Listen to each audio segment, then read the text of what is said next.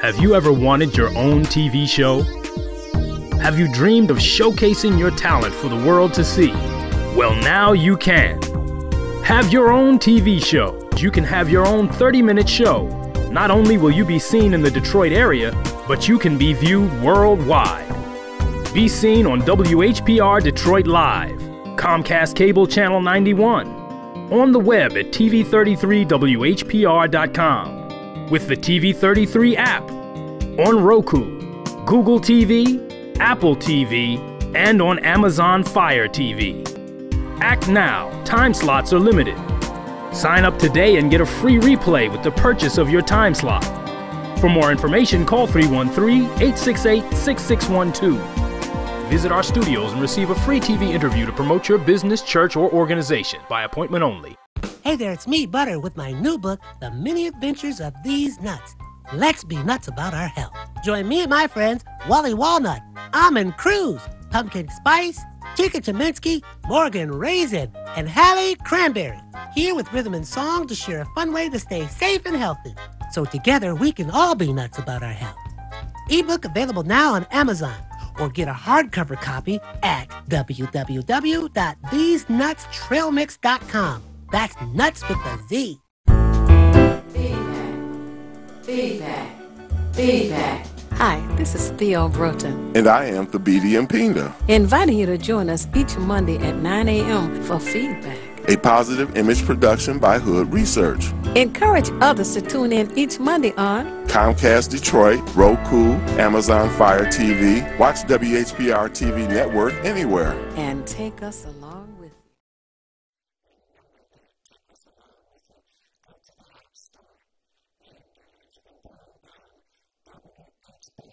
you. TV now. WHPR TV now. You're tuned in to WHPR, WHPS, right here at 160 Victor Street, and I'm Theo Broughton, co-founder of Hood Research. And the name of the show is Feedback. It's a positive image production by Hood Research. And my co-host? Thabiti, and we welcome you to the program. We certainly do. We want you to know that Hood Research has Twitter, and we ask you to follow us on Twitter. We have Facebook, and we have a website. And the telephone number also is 1-248-234-2371. Again, that's 1-248-234-2371. Hoodresearch.org is the website. The contact number on internet is contact@hoodresearch.org. That's CONTACT, the little @ symbol, HOODRESEARCH.org. So those are ways to contact Hood Research. And of course, each Monday, we look forward to you being on with us right here on WHPR, WHPS. And on Saturday, we invite you to an afternoon with Hood Research. We're on from 2 until 6. We have a conference call. You can Google Hood Research and get the telephone numbers, or if, as the BD says to you, what do you tell everybody? Always have, and as I demonstrate, pen and paper handy for information you'll want to record. That's right. And we want you to record 1-978-990-5000. Again, that's 1-978-990-5000. It rings one time, and then they ask for the access code. And the secret access code is 338-729, and you press the pound key.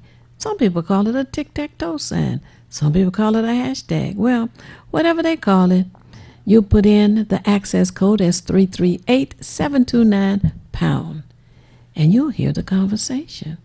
and you'll join the conversation with your questions and statements and answers, etc. We have a lot of presenters who come on with us on Saturday. We have debate, dialogue, a lot of enjoyable time. But right now I want to say good morning. Good morning to Rosa. Good morning to Ron, and good morning to Vera.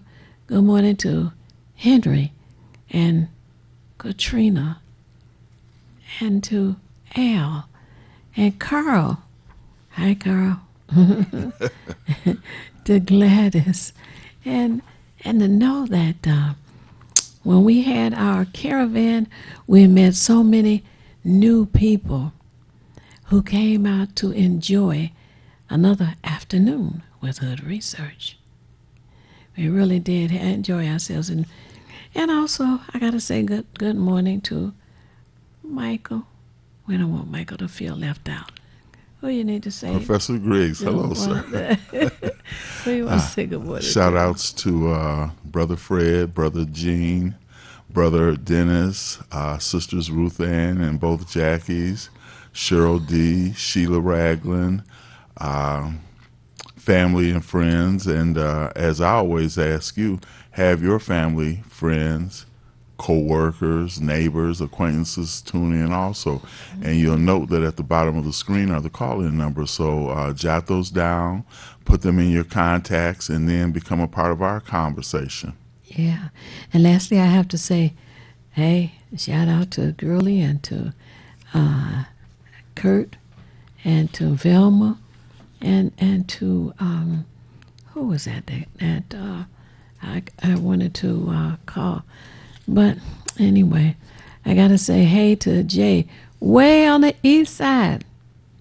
And I got to say hey to Shirley way on the west side. So anyway, we do expect to have a guest sometime this morning. But in the meantime, it being National Women's Month, that was interesting. Megan was all on TV yesterday and today, and folks are just kind of downing her because didn't she know what was going to happen when she married into that white family? Well, I want to know what happened to the black great-great-grandmother. Nobody even talks about the black great-great-grandmother. Does that make them black too? You mean on the Queen side? 'Cause Yeah. I didn't know that. Yes. Oh, okay. Well, that's what was being reported. Hey, I wasn't there, but that's what was being reported. And then Megan told Oprah that the help was treating her bad, and folks were talking about what color the baby was going to be, and I don't know, maybe they thought it was going to come out looking like a patch quilt or something. But she is in love with her husband, and they left the castle. They went to Canada, and Canada wasn't any better. So now they've come to the United States. Now I heard that they are in California. Now, like I said, I wasn't there, but that's what they say. And also that Tyler Perry came to their rescue. He provided security for them and transportation for them. And it's really interesting how everybody wants to tell you how to run your life.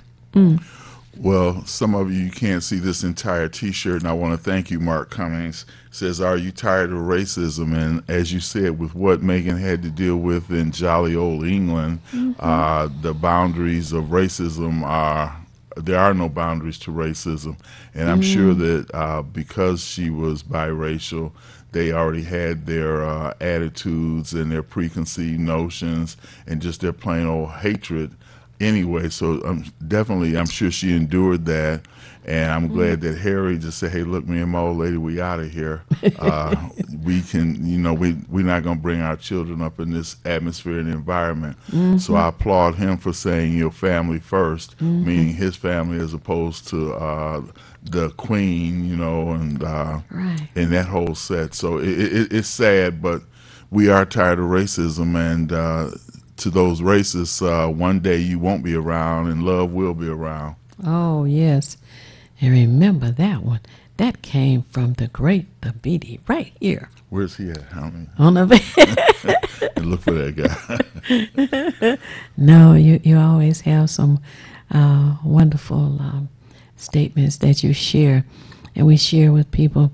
And as it relates to Megan and her husband, their family, she's pregnant again, and it was reported that they're expecting a little girl. So that's the name of that tune. What is sad to me is that there's so much dialogue about what's going on in her family, but what's going on in the black family in general, all around, okay?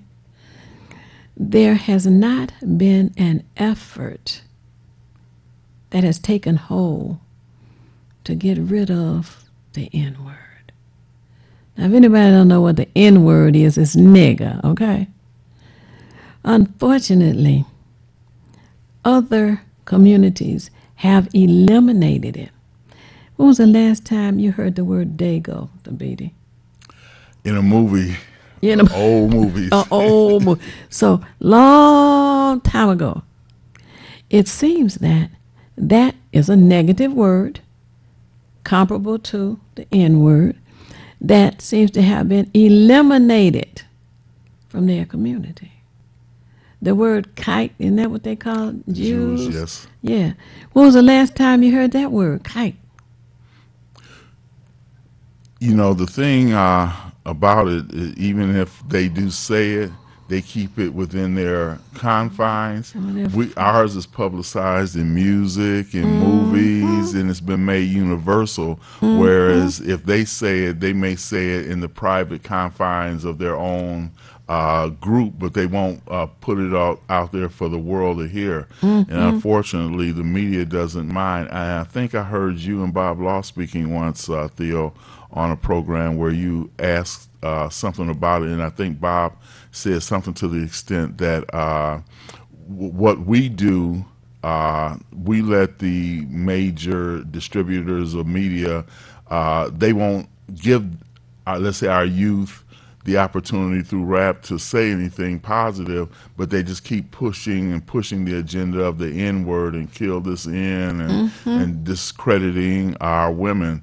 But if we were to use those words, and this is what I remember you and Bob speaking about, you were saying that, as a matter of fact, I heard you say it recently on the radio, you said something to the effect that, just substitute the N-word for a word that would defame people of the gay community, and you used a few examples, but that's the whole truth of it, and that's why we can't get rid of it, because they won't let you say, kill that Jew or kill that, Caucasian or nothing. But if you say kill that N, it's acceptable. Okay. That's okay for the rappers.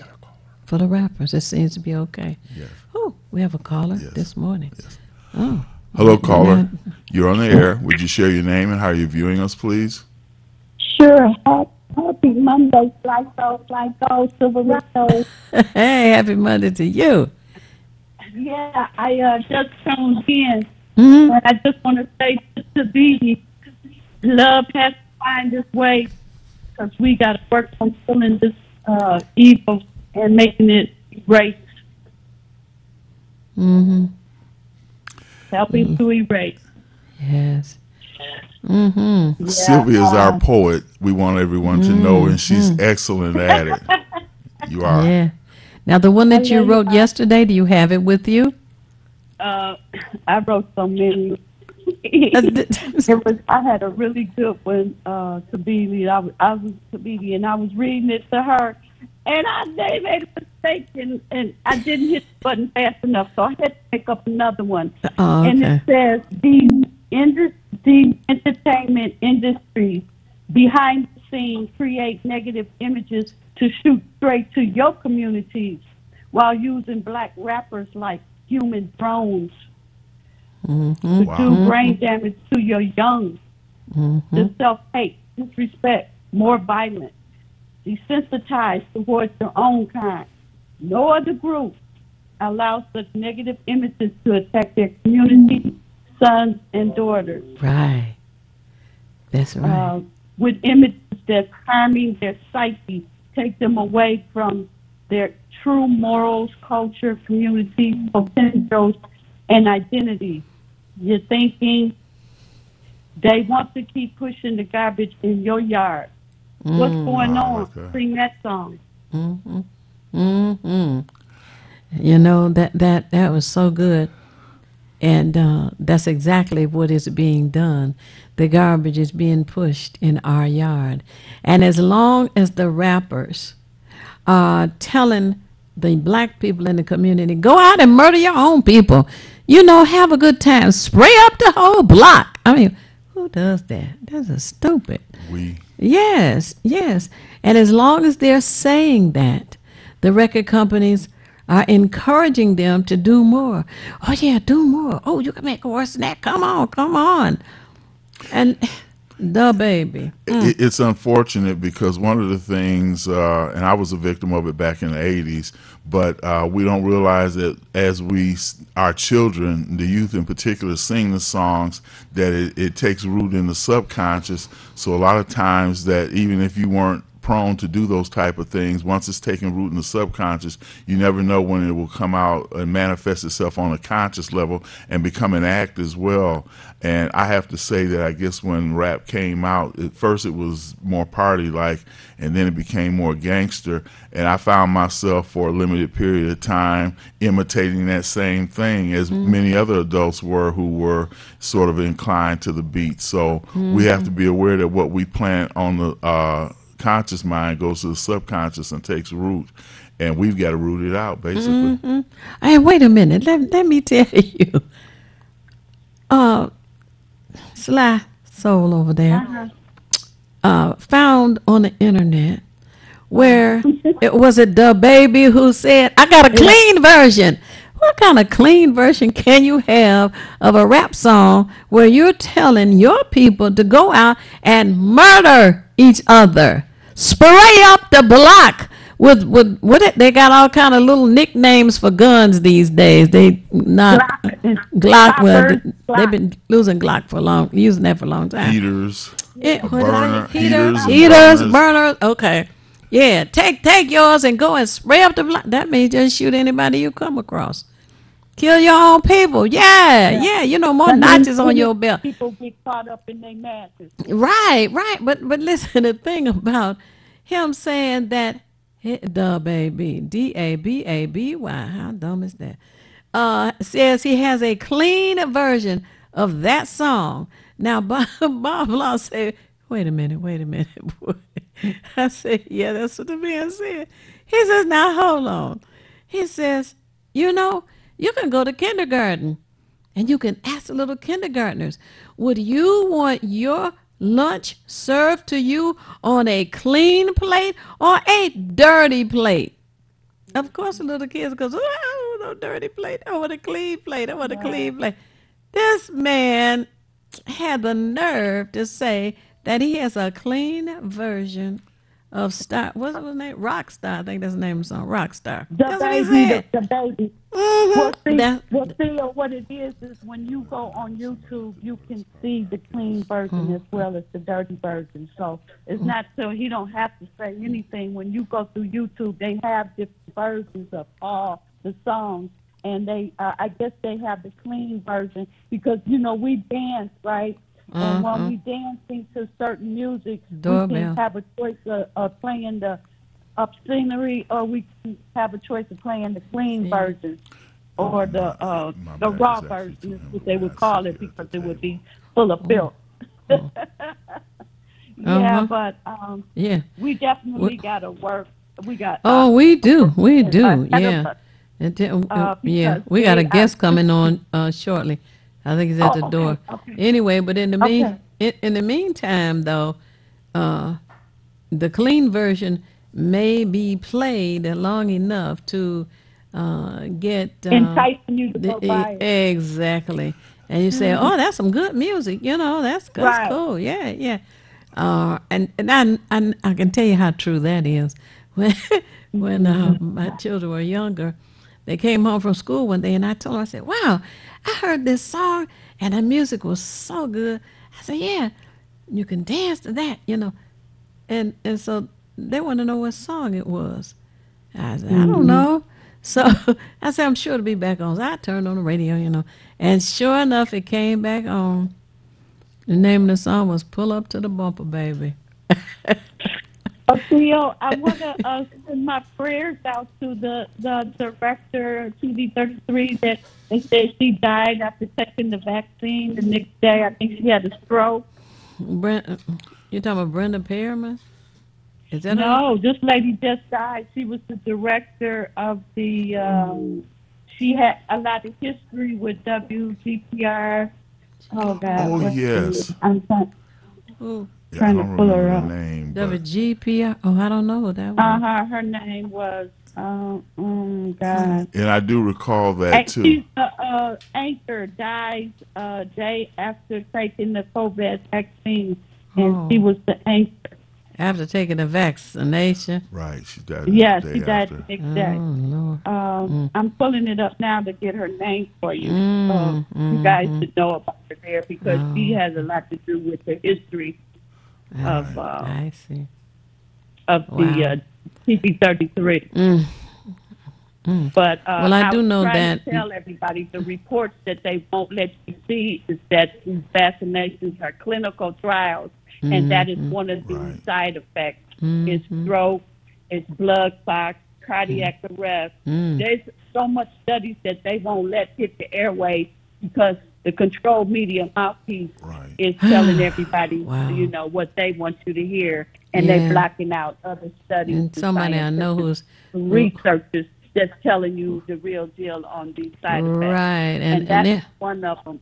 Stroke. The number of side effects, and also a friend of mine has her mouth swelled up after the first shot, and they were saying, well, what else, have you had something unusual to eat or drink or what have you?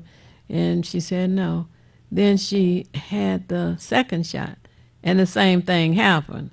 So that was an indication to her that it was the vaccination, so. Right.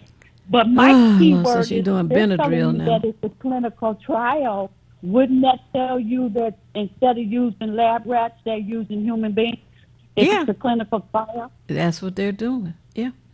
Well, this was done in a very short period of time, and I'm sure they have not recorded all of the side effects that have happened and can have happened. And it's interesting because generally when they're before they bring any type of prescription or medication to market, it goes through a maybe 2 to 5 year process of being vetted to make sure that they've got enough data on it to make sure it is agreeable to the population without any major effects. However, and I'm sure AstraZeneca, Pfizer, and all the rest, it was a hustle move too. Who's going to get there first? Because once COVID-19 was discovered, everybody, it's just like, I guess, if you were having cars, somebody comes out with something, then every other manufacturer of that same or similar product tries to rush theirs to market. And people with pre-existing conditions also, they don't even know about the vulnerability of that when it happens to them, who may be more at risk and such. So it's a game changer. The only thing I say to people, which is what I've been practicing probably about 30 years of my life, is just try to make sure, and Theo says this all the time, that if you're eating, like you say, vitamin C, I believe it is, and zinc, there's certain things that you can do to build your immune system. So even if something comes up on it, at least you got a weapon to help your body to fight against it. You have your own vaccination. That's right. And that's absolutely right. And the other thing is the profit-driven. People think it's a conspiracy when you say that this is profit-driven. But there has been reports that came out where autopsies were done in Italy, and these people weren't dying of COVID that they're telling you. And so this is happening across. It's a global criminal elite situation where they're telling everybody all of a sudden they got status on how people die. They never had it before. But anyway, it's profit-driven data, so they not only make profit off the data, they make profit off of the vaccine. Right. So you have to understand that this is the kind of society we live in. It's capitalized. It's capitalist. Right. They will shut down your economy, but they're not shutting theirs out because they're inventing new ways to keep their economy going. That's right. Yeah. Well, Texas, I guess, is still crawling out from under their problem. They did not cooperate with anyone, so they lost a lot of power, and they're having floods, and now the governor has said, take off your mask. You just don't have to do anything any more than anybody says. You're free to spread the virus. Well, he left that part out. Or do they know something that we don't? Yeah. Because if everything is profit-driven, what's really going on? That's Y'all better right. sing that song. Yeah. Well, it is now 9:30. We have to take a break. And if you have something else, call us back, okay? Okay, I'll see you in an hour. Okay. Okay. All righty. So we want you to stay tuned. We're going to take a break and bring our guest on, and we will be back momentarily. You're watching Detroit's own WHPR TV. Detroit Live. This is Theo Broden from Feedback. You can watch me 24 hours a day, 7 days a week at WHPR TV Now app. Download our free app at WHPR TV Now. Monday at 9 a.m. Eastern.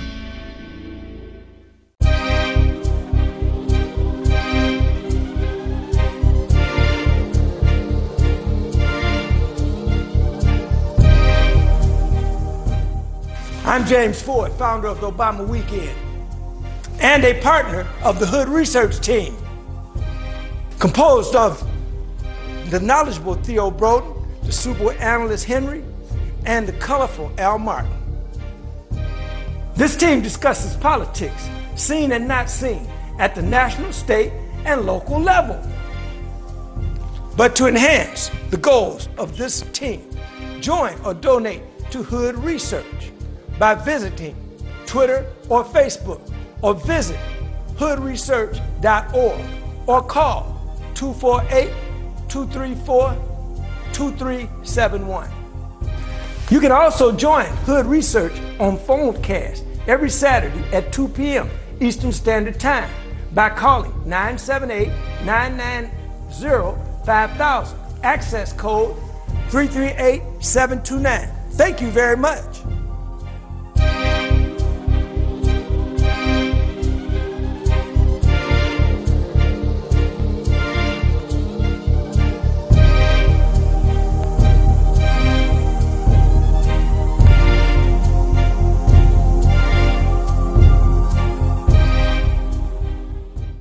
Hey there, it's me, Butter, with my new book, The Many Adventures of These Nuts. Let's be nuts about our health. Join me and my friends, Wally Walnut, Almond Cruz, Pumpkin Spice, Chica Cheminsky, Morgan Raisin, and Hallie Cranberry, here with rhythm and song to share a fun way to stay safe and healthy. So together we can all be nuts about our health. Ebook available now on Amazon, or get a hardcover copy at www.thesenutstrailmix.com. That's nuts with a Z. Feedback. Feedback. Feedback. Hi, this is Theo Broden, And I am the BD Impinda, inviting you to join us each Monday at 9 a.m. for Feedback. a positive image production by Hood Research. Encourage others to tune in each Monday on Comcast Detroit, Roku, Amazon Fire TV. Watch WHPR TV Network anywhere. and take us along with you. Feedback. Feedback. Feedback. Thank you so much for staying tuned to Feedback. I'm Theo Broden, co-founder of Hood Research, and my co-host. The BD, we welcome you. And we now have a guest with us, Matthew Jones. We call him Matt Jones. And he is a writer, right? Right. Okay. Author. Author, yes. And you want to present to us a project that you have been working on. But tell us first, who is Matthew Jones? Matthew Jones is a person that's a Detroiter. I've been here all my life. Went to Wayne State for my BS, U of M, MSW. I've been a clinical therapist for over 30 years, treating children, adolescents, adults, and seniors. And an author, I think 4 or 5 books that I've written, primarily focusing on the black family, relationships, and the importance of dealing with issues that impacts our life so that we can have a healthy, prosperous, and productive life. Mm-hmm. That sounds good.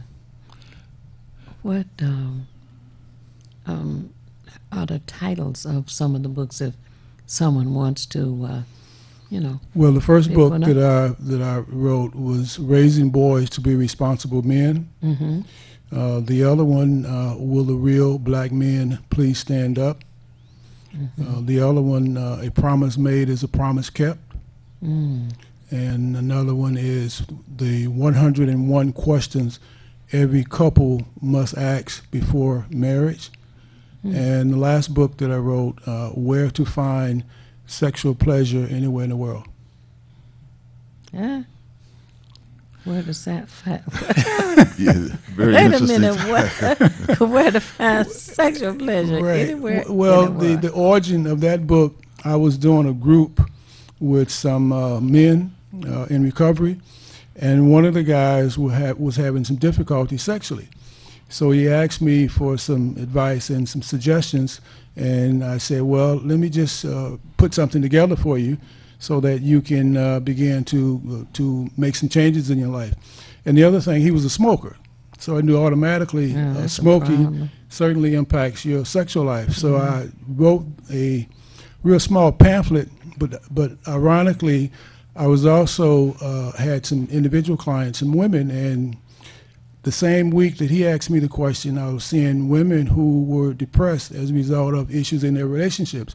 So I decided to expand the focus from not only just sexually, but what are the dynamics that people experience as it relates to their sexual life. And doing my research, approximately 76% of women have never achieved an orgasm, which certainly impacts their life. I mean, it's a goal that most people want to strive for.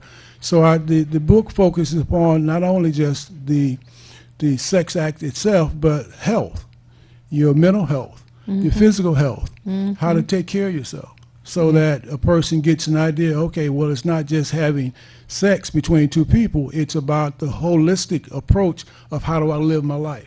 Because how do I live my life will impact my sexual orientation and my sexual experience. Right.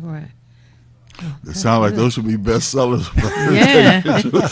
Because that's how we got here. So it would Right. seem that a lot of people, and again, because it's not only the physical act, but it's the mental aspect too, which precedes really the physical act, because mentally you have to be in some sort of a state of mind, and then physically, like when you mentioned health, the smoking, and then other factors that affect you as well, which a lot of people don't contemplate. I think even in this society, when we look at bars and things like that, we'll look at people who are smoking and drinking, so obviously the act that they're doing is not something that's beneficial to them health-wise, but we look at that as a social norm to do those things, and then don't maybe understand the residual effects of those things as well, because it's become commonplace. Every movie you look at, et cetera, is going to have those type of dynamics going on. So I find that very interesting. That's why I say it should have been a bestseller.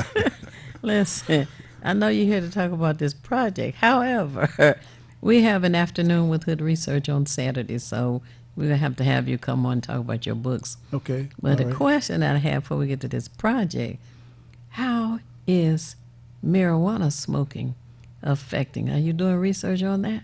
No, I How haven't that done any affect it? research on marijuana, but it does affect you, because any substance, any foreign substance that you put in your body is going to have a side effect. And there's research to suggest that marijuana doesn't have the long-term effects as, say, alcoholism or hardcore drugs, but it still has an effect. It just hasn't been demonstrated, and it hasn't been indicated to what degree the effect applies to your system. But anything that you ingest, put in your system that's not natural in terms of food, it's going to impact your system. We just don't know to what extent at this point. Well, the boys in the hood find that out.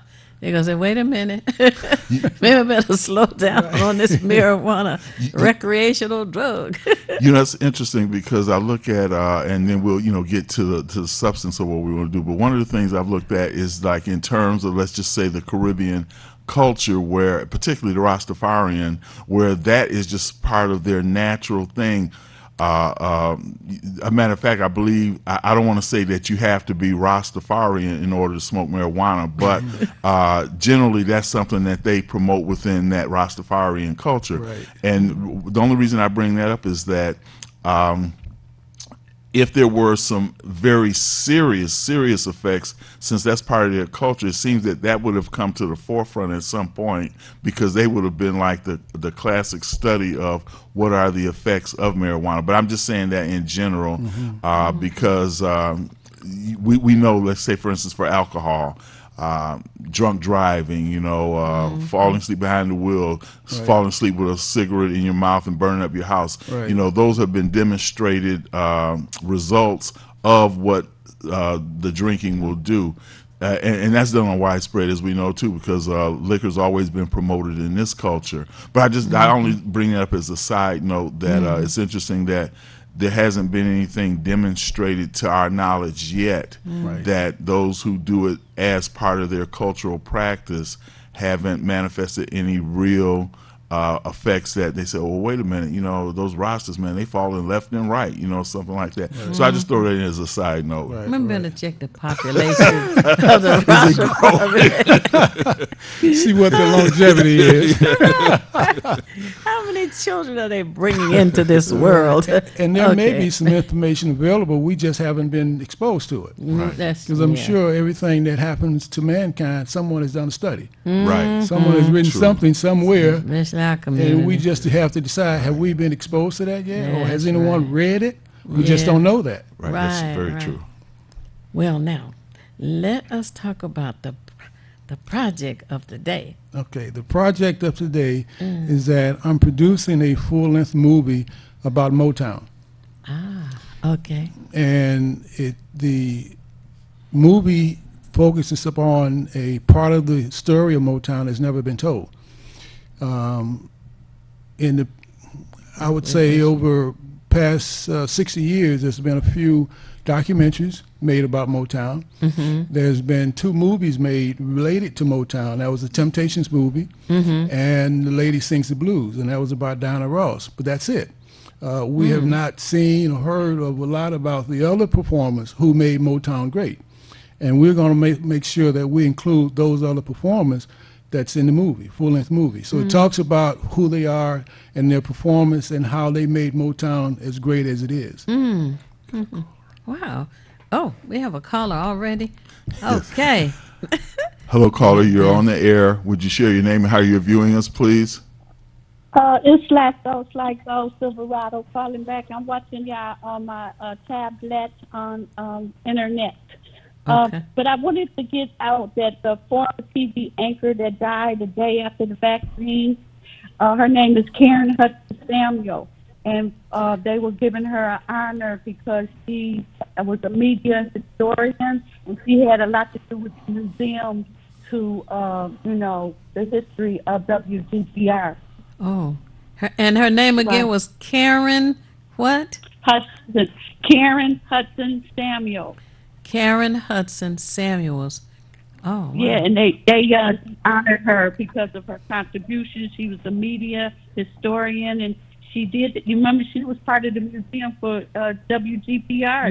When they opened the WGPR museum, yes, I do remember that. Yes. Yeah, so she was part of that.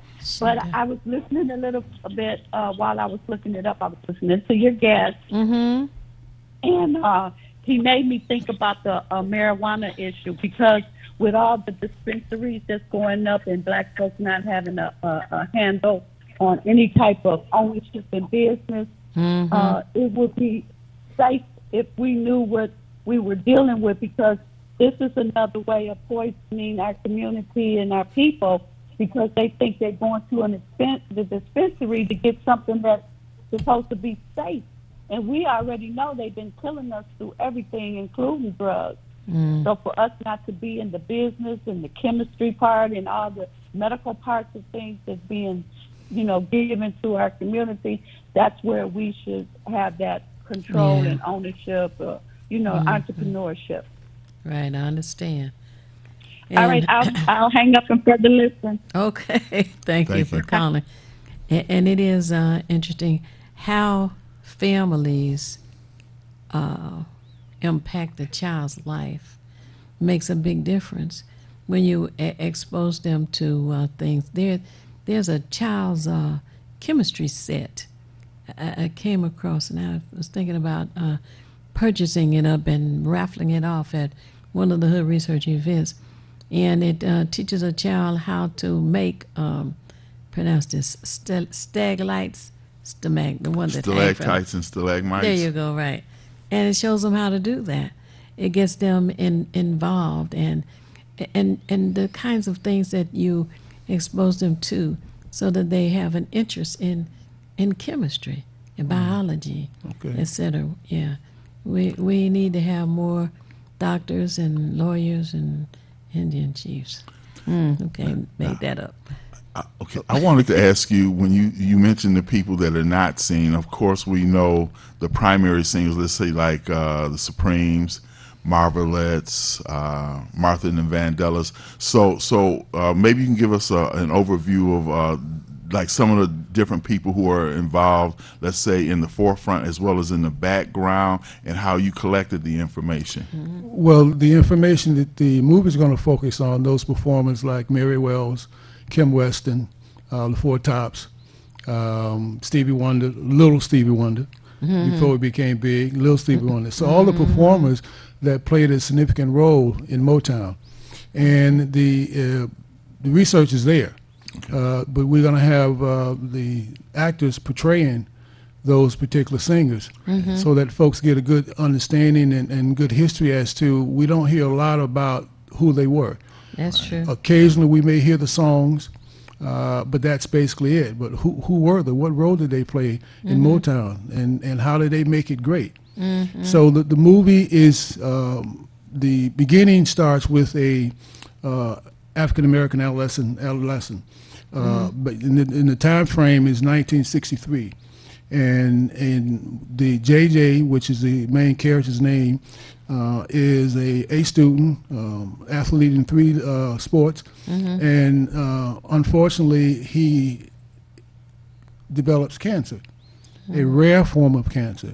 And the movie goes through some of the dynamics that the African American family would deal with, like trauma, illness, hurt, and counseling, which is something that was not heard of back in '63. But I wanted to make sure that that component was a part of the movie, so that we understand that whenever someone in the family is ill or sick, we have to circle the wagons. We have to understand what are the dynamics, how is that impacting our family, how is that impacting the community.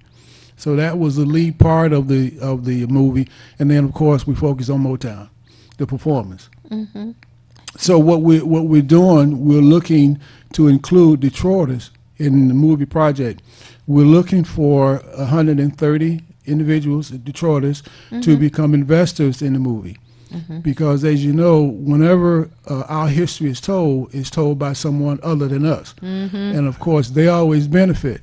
But this project focuses specifically about Detroit. And we want Detroiters only to benefit from the money that's going to be made from the movie. I see.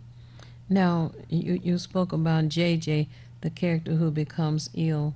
Is he a employee or a performer at Motown? No, he's just an average African-American youth in the community who was became ill as a result of this rare form of cancer. And how Motown comes into play, his godfather was a local promoter.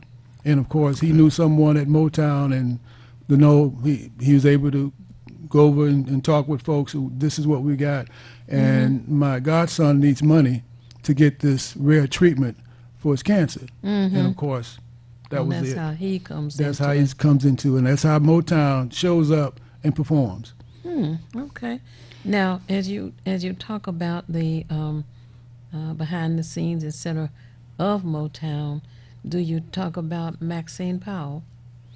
No, we're not focused upon everyone because, as you know, there are hundreds of people who had a role in Motown, Yes. and there are so many different stories that can be Yes. told based on individual energies and individual efforts, and that's a whole nother movie. But we can't do that at some point. But we wanted to focus this time on the performers themselves, because as you know, back in the day, Motown used to have the Motown Review.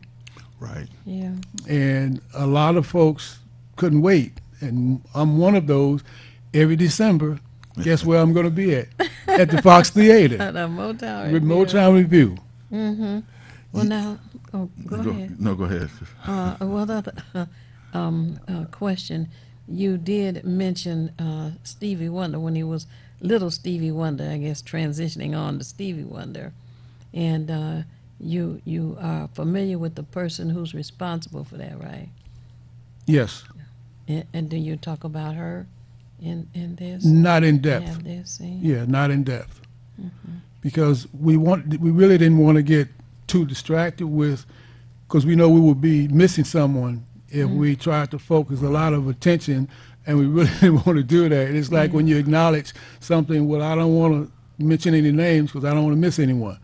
Oh, well, I just mentioned that because if it wasn't for Sylvia, little Stevie Wonder would never have become anything past that. Right. Because what's his name, Berry Gordy, was ready to dismiss him from Motown altogether. Yeah. So that's why I asked that question. Right. You know, I was thinking when you mentioned the Motown Review, I lived, let's say, maybe about 6 or 7 blocks from the Fox, and I would walk up there, and I think at that time you didn't have to pay money. You had to make a donation of some other type. I don't want to say canned food because that's been something that's been done. But I remember, because I was still a teenager then, I would go there to the Fox in order to see. I mean, I had this budding music interest anyway because I was a guitarist. Right. And then, you know, everywhere, anything you listen to had Motown in it. I mean, you know, just like the Beatles, Motown came out, you know, like in a stampede and having as many artists as they had. And I have to just have this little side note here. I fell in love with Gladys Knight. I was probably 16 or 17 because I'm sitting there in the audience, I'm looking, and whatever, she had a dress on that revealed her belly button. And for some reason or another, 16, 17-year-old, that just caught my attention. And yeah, I kind of fell for her then. Still love her now to this day. But yeah, I have fond memories of that. Now, like when you mention people like Kim, and some of the ones who, Mary Wells, who were not as well known. So are there going to be snippets of like whatever their background was as teenagers or something, like, because they didn't go on to the same type of popularity that, you know, the Temptations, Smokey, and the rest of them did, but you know, they were there at the genesis of Motown, because there's a lot that have fallen off. I think Shorty Long was with them at one time. I know he was an instrumentalist. I don't know what his instrument was, but how far do you go into the backgrounds of them? Because like you said, it's centered around JJ in general, but then all these other factors of Motown come in there.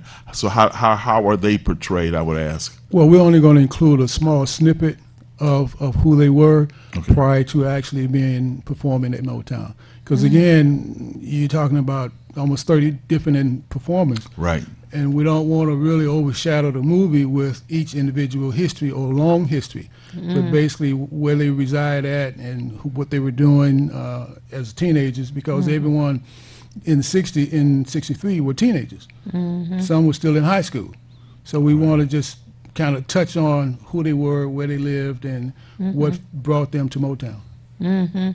Now, you are filming any parts of the movie in those neighborhoods where they lived, or in Detroit, or well, no, the filming is going to occur in L.A., but we're going to have shots of those neighborhoods of Detroit as part of the movie, because again, we're introducing Detroit. we're reflecting on who Detroit was and what Detroit is about and how Detroit played a significant role in Motown. I mean, when you mention Motown, you mention Detroit. Mention Detroit, you mention Motown. The two go together. That's true.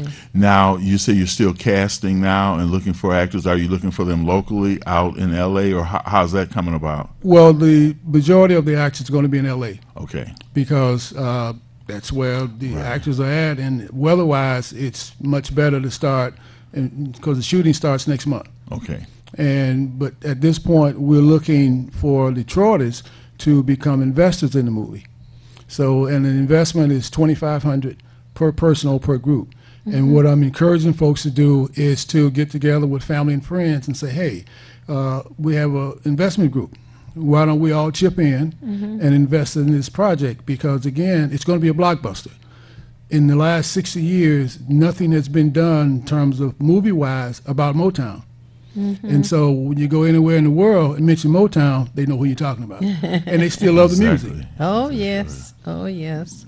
So we believe that the distribution for the movie is going to be in the U.S. and around the world. Okay. So the potential is astronomical, and we wanted to make sure that Detroiters benefited from our history. That's right. Yes. It's about time some of our people start getting our history out there, because we, one, appreciate it, and two, we know that it's not going to be embellished to the point where somebody else's folk get credit. Right. You know, that's the biggest issue for me. Right. And the other thing is that this is my first movie.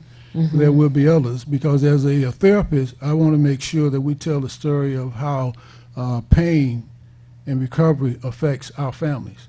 And we really don't see that. And so from a clinical perspective, the issues of domestic abuse, the issues of relationships, you know, how many times we go to the theater and see love stories, true love stories about African-American community, men and women being in love, not men and women abusing each other, not men and women who are destructive, but meaningful relationships. And when there is pain, how do we approach that pain? How do we process that pain? How do we heal?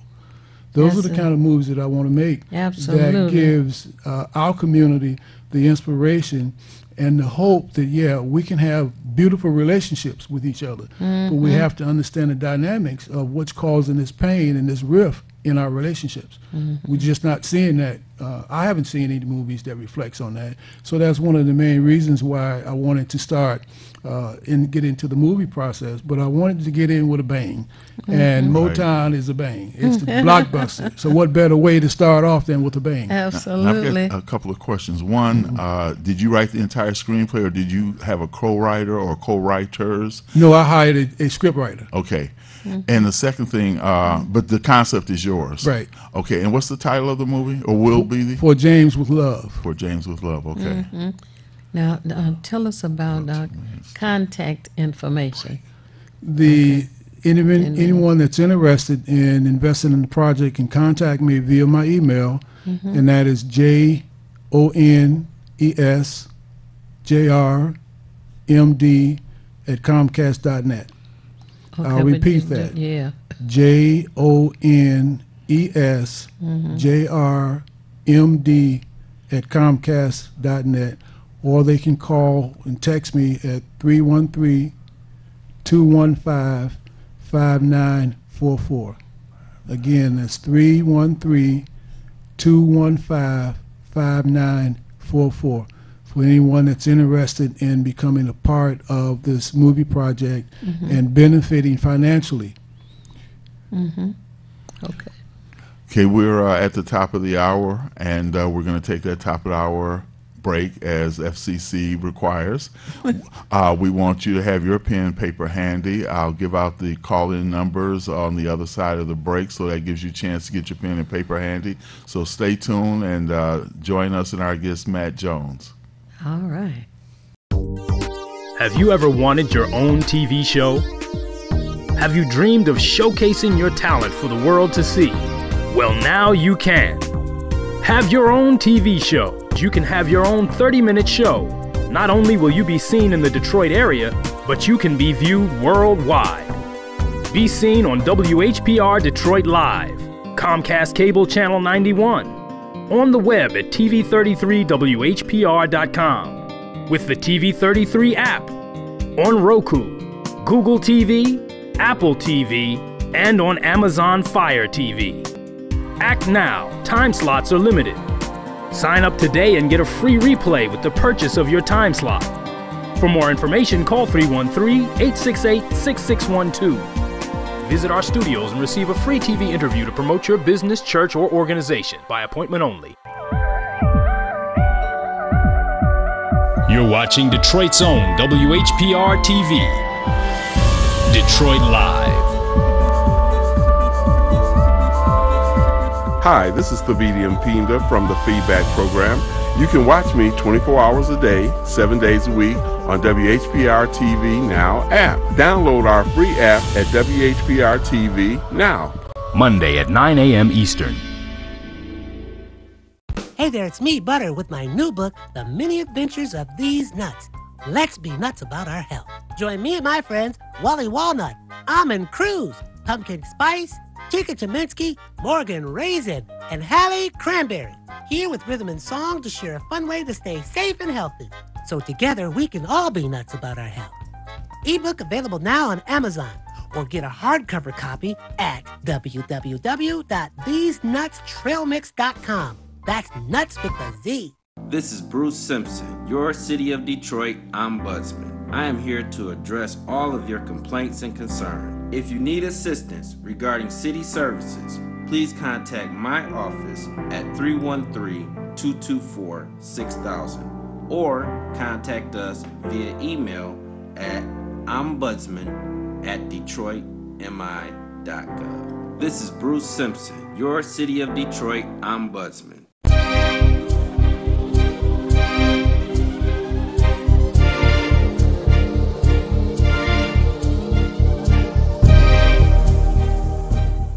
I'm James Ford, founder of the Obama Weekend, and a partner of the Hood Research Team, composed of the knowledgeable Theo Broden, the super analyst Henry, and the colorful Al Martin. This team discusses politics, seen and not seen, at the national, state, and local level. But to enhance the goals of this team, join or donate to Hood Research by visiting Twitter or Facebook, or visit hoodresearch.org, or call 248-234-2371. You can also join Hood Research on Phonecast every Saturday at 2 p.m. Eastern Standard Time by calling 978-990-5000, access code 338729. Thank you very much.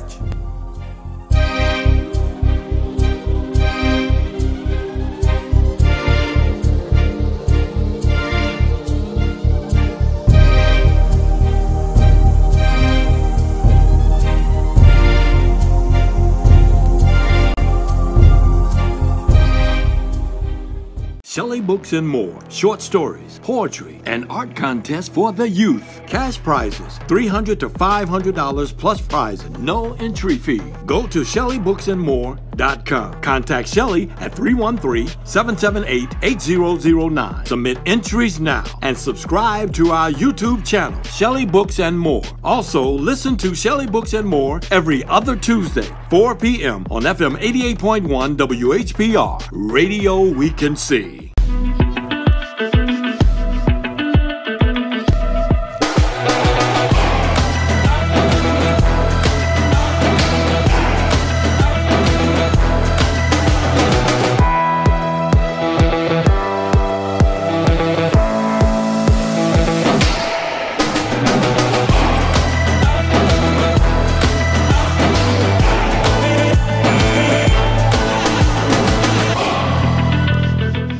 I'm Attorney Carl Collins III.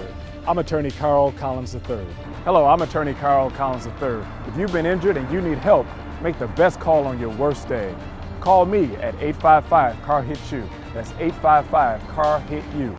WGPR Detroit HD2. You're watching WHPS, Highland Park, Detroit.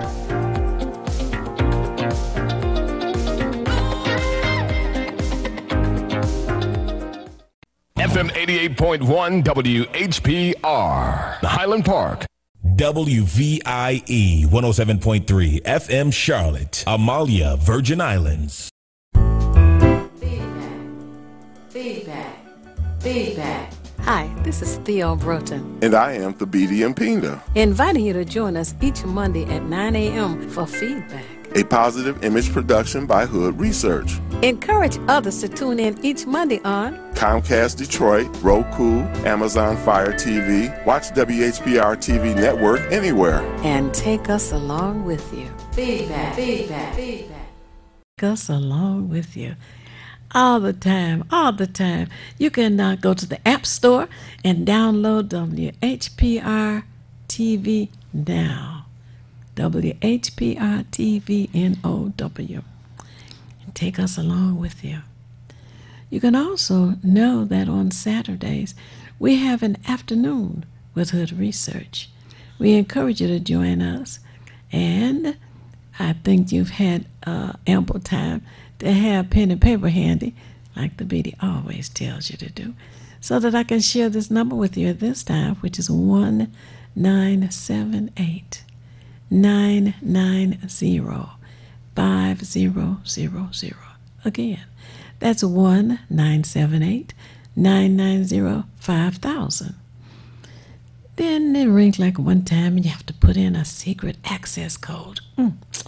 And the access code is 338729. Press the pound key.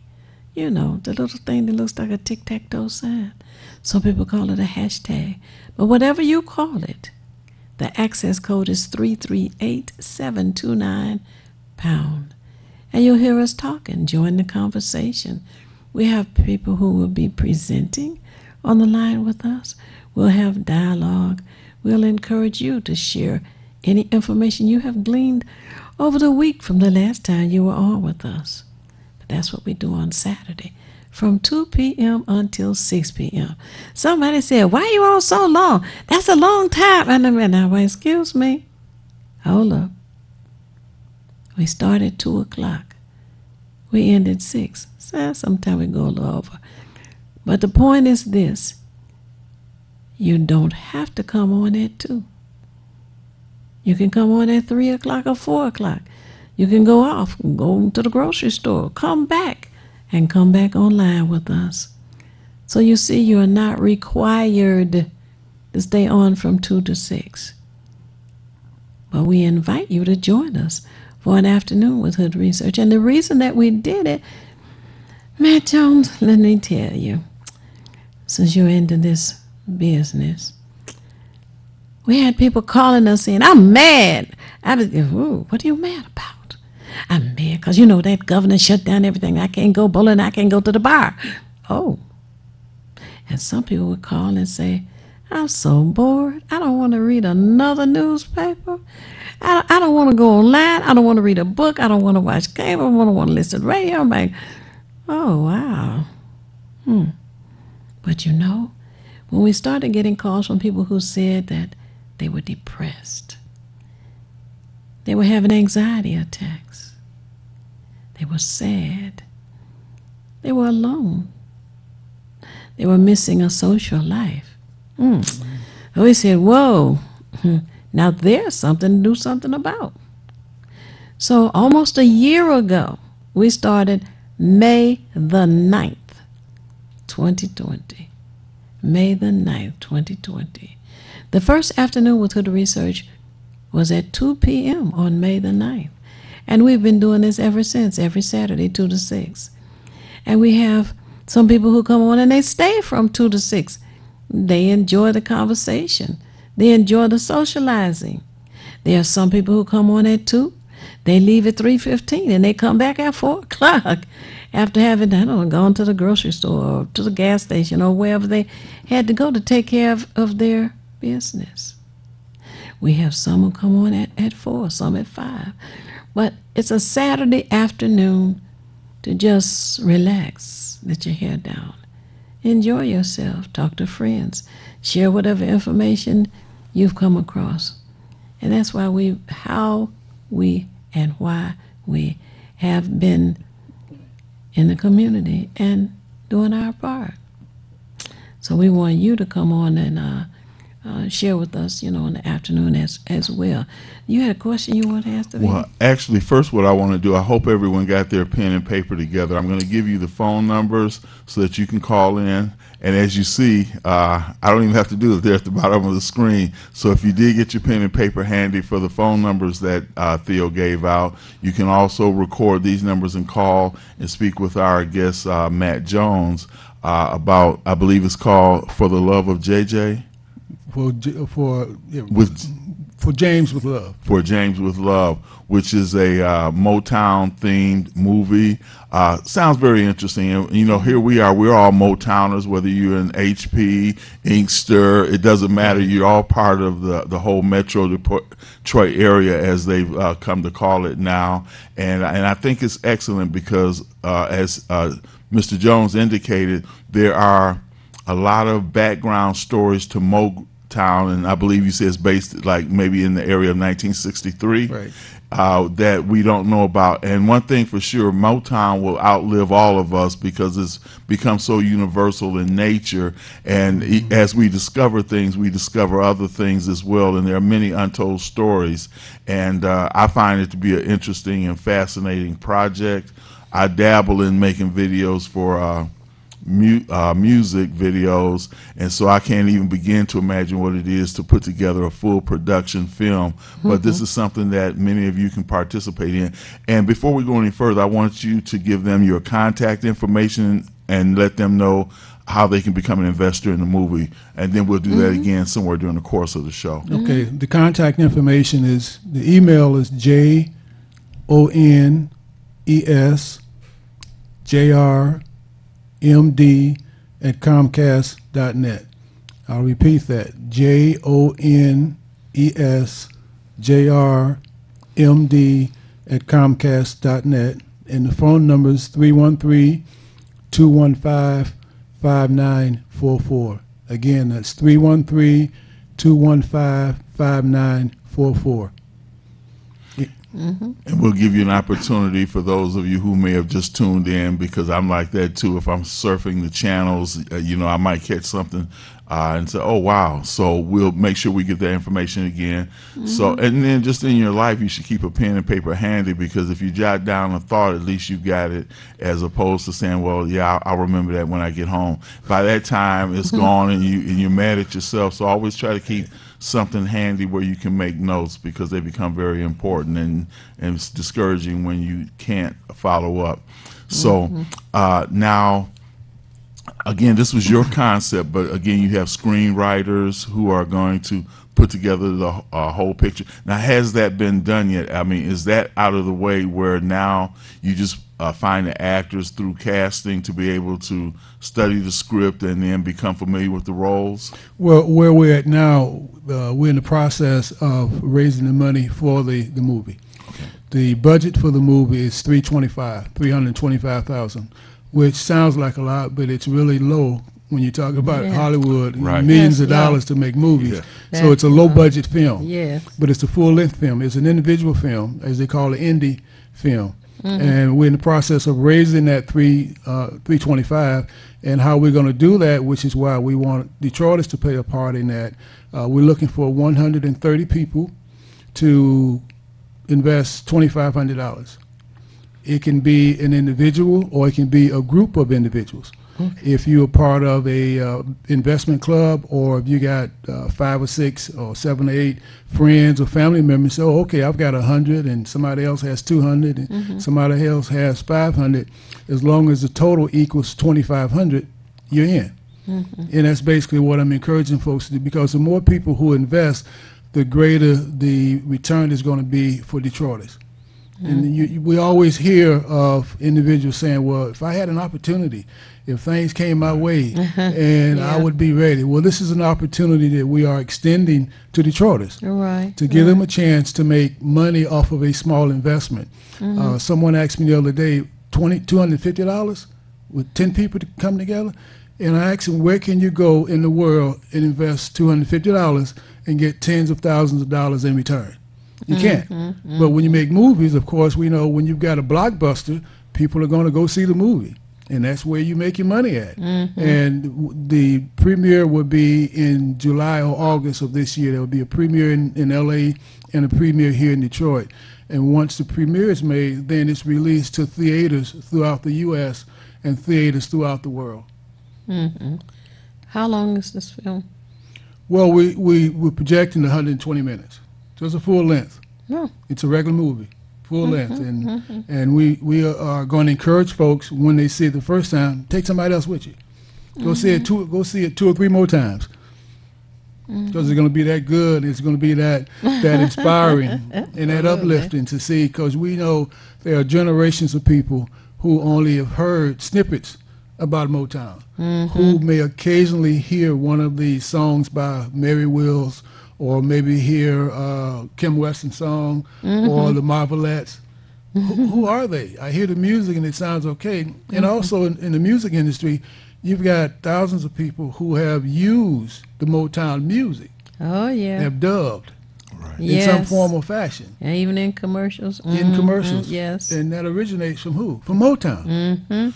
You know, one of right. the things I'm thinking about also is because I know I have to encounter this, although, like I say, I'm on a much smaller scale, where when you're using, will you be using authentic Motown music? I know there's certain licensing, mechanical licenses or other licenses that are necessary to use, or you can only use up to so many seconds of a particular thing. So how will music play a part of this? Well, we have a license to use the full music, the full song. Okay, great. Oh, that's And nice. that costs, but we were determined to Yeah. make this a blockbuster. All right. So we have approximately 30 different songs that's going to be performed. Wow.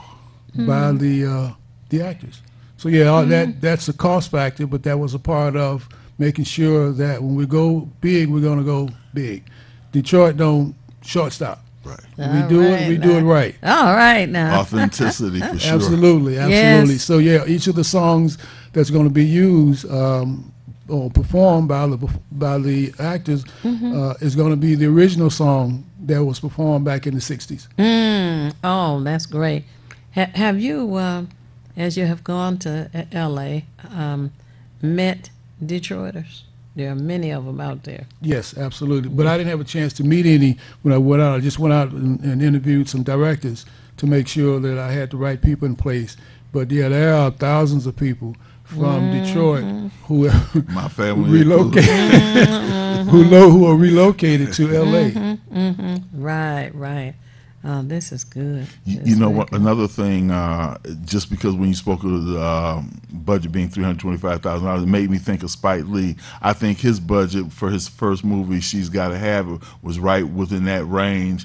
And I have, because I kind of just, let's say, skim some of the things that are going on in that industry, even though I don't have the wherewithal to really get into it, or the time that I would require right now to get into it. One of the things that I noted about that is that there have been many movies that have been made on small budgets like what we're talking about, and they went on, as you say, to become blockbusters because nobody anticipated the return. And one of the things I'm sure about, and then we've got a caller, is that with a theme based around Motown, you really can't go wrong because it's so universal. We've got people who are, and I know it's a brother here, Melvin Davis. He was part of he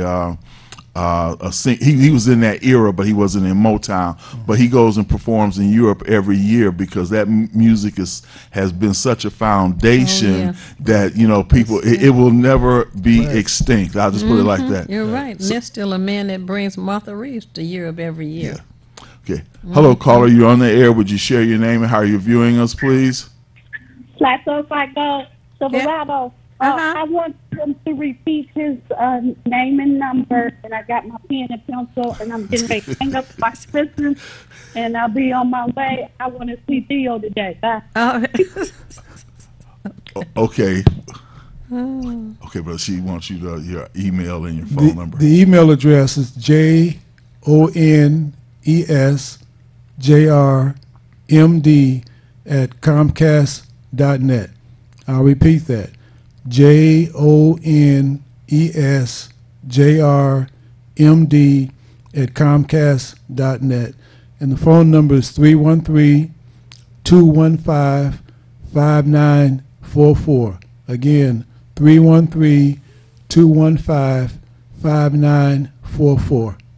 And just as a reminder to those of you who recorded that information, the brother's name is Matt Jones. So I want you to, so when you call, I want you to know who you're talking to, and let him know that it's concerning being an investor in the movie that he's putting together, which from some of the questions I've asked and the answers I've gotten, you know, I'm enthused about it because, again, as I say, the fact that it has a Motown theme and something we can all relate to. You know, it's kind of interesting, too. One of the things I'll just bring up as another aspect is that you know, let's just say around my house, I grew up with my mom and dad playing Motown, okay? So my children grew up with me playing Motown, and they actually love it. I have to say the youth, because the lyrics and everything were things we could relate to. I mean, rap has, you know, taken a strong stand, but when I talk to some of the 20 and 30-year-olds, they like being able to hear music about love and about things that really have substance, as opposed to, you know, drinking and boozing and, you know, wild sexuality and things. So Motown is a very generational type music, and it's something that again, you can bring your family to become a part of as well, because it was family oriented. There was no, I mean, you know, of course every story has some negative side effects, like maybe somebody was a philanderer, had more than one wife, but those are very small things when you look at the totality of the Motown picture. And there's a lot of things we don't know, and one thing for sure, they say music is a universal language. It truly is, because people in other parts of the country, world, whether it's Japan, China, who don't speak our language, know our music. Right. So I say that to say that the project that you have embarked upon, people they can sing the song. They can't talk to you in a conversation, but they can definitely sing a song with you. And have the words. Have the words. Right. Sing right along with you. Yeah. And when you mentioned Spike earlier, Spike and Tyler are two role models that I follow. And ironically, when they first got started, they got community folks to invest in their projects. So they didn't start out in Hollywood. They started out with community folks investing in the project because they believed in them, they believed in the project, and they launched him, and the same thing happened with Tyler. So that's why I decided to include Detroiters, to be a part of this foundation, this history that everyone loves, everyone appreciates. And as you say, the music would never, ever be old. Because I talk with young folks and I ask them, when you hear a rap song, a week later, do you remember what you heard? Can you recall the lyrics? Can you recall the words? 99% of them, no. I just heard it had a nice beat and I kept moving. But Motown, 60 years later, people are still singing a song. That one is direct, but with the rap, it's a subliminal brainwashing of nothing but negativity. And the fact that when we look at, let's just say corporate America, you will hear music from Motown used in commercials. They'll use it as the soundtrack to movies. You know, I think of Quentin Tarantino maybe first, because he deals with a lot of more, let's just say, cultural stuff. When I say cultural, not our culture, but some of the music. And I think there was a movie recently with Brad Pitt and I can't think of the other, Leonardo DiCaprio.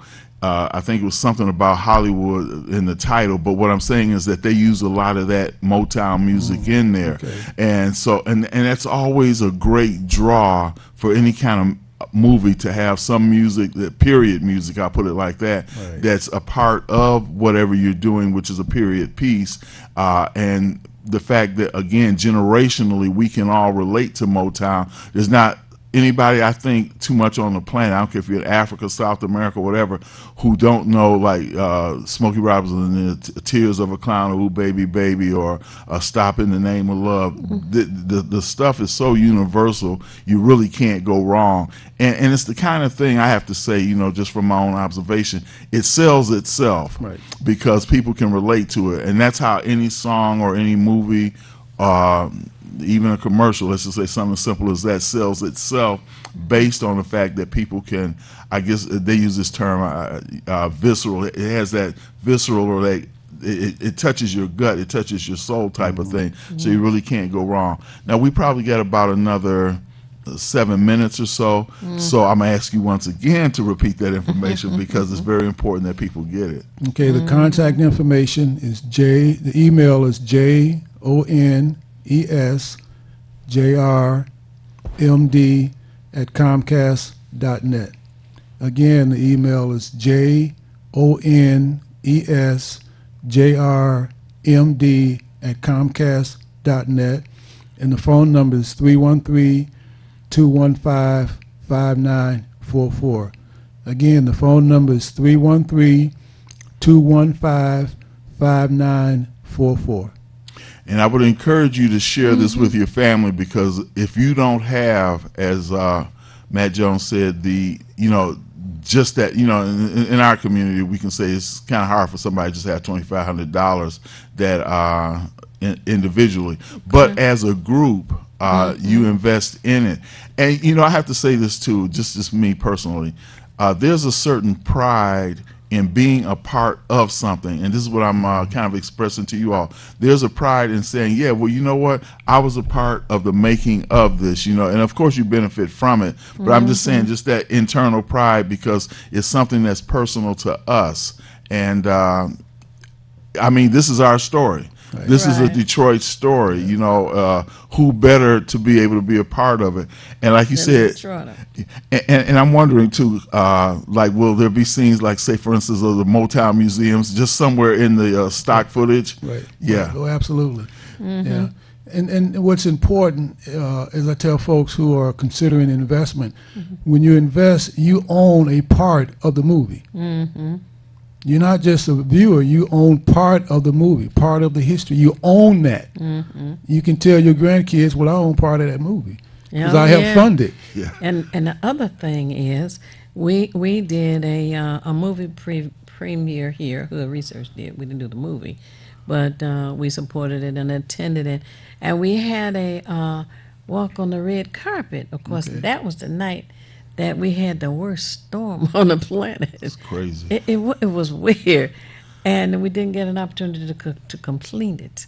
Therefore, when you have the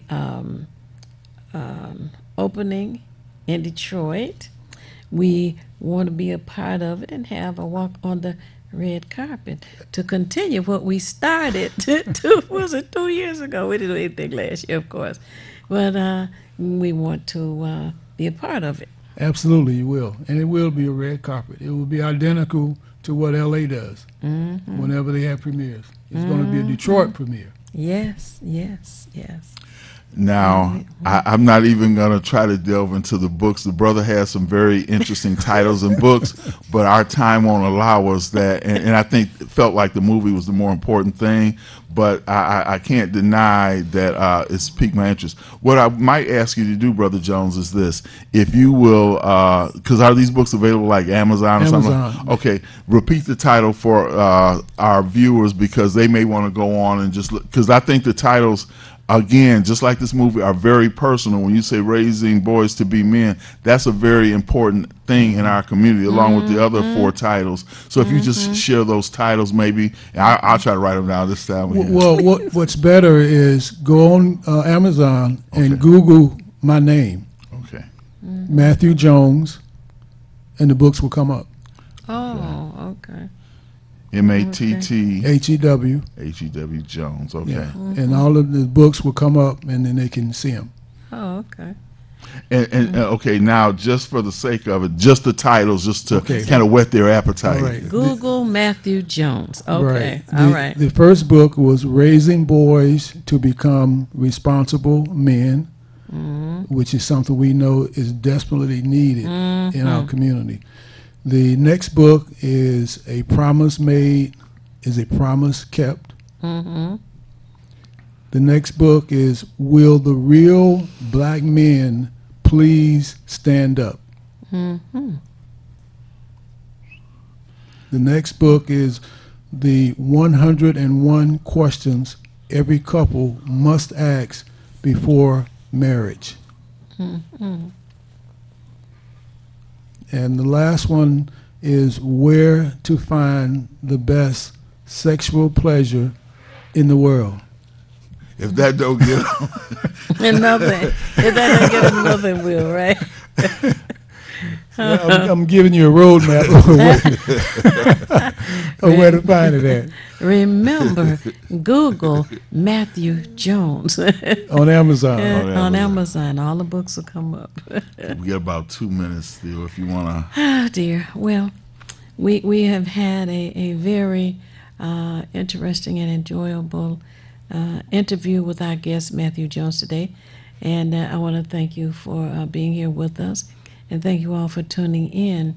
And know that I always say it's not necessary for you to know everything. What is necessary is for you to know how to find what you need when you need it. We encourage you to join Hood Research. We seek out as much information as we can to share with you and encourage you to share with us. That's to help us all make better informed decisions. And as I always say, if you want to be nothing, do nothing. But the only problem with doing nothing is you never know when you're finished. And again, I'd like to say that you can contact Matt Jones at, I'll just give you the phone number for you, area code 313-215-5944. Again, that's area code 313-215-5944. And the name of the movie again, brother? For James with Love. For James with Love. And follow Hood Research on Twitter. Follow us this Saturday for an afternoon with Hood Research. And then tune in again next Monday, right here on WHPR, WHPS, 9 a.m. for an hour and a half. Thank you and peace. Peace. Peace. Feedback. Feedback. Hi, this is Theo Broughton. And I am Thabiti Mpinda. Inviting you to join us each Monday at 9 a.m. for Feedback. A positive image production by Hood Research. Encourage others to tune in each Monday on Comcast Detroit, Roku, Amazon Fire TV, watch WHPR TV Network anywhere. And take us along with you. Feedback, feedback, feedback.